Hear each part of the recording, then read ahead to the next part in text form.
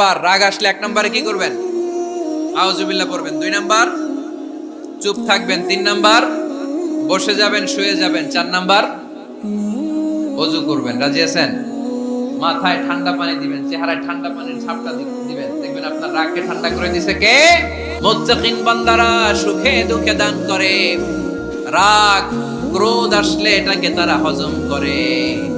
মুত্তাকিনদের 3 number বৈশিষ্ট্য হলো তাদের সাথে কেউ অন্যায় করলে তারা ক্ষমা করে।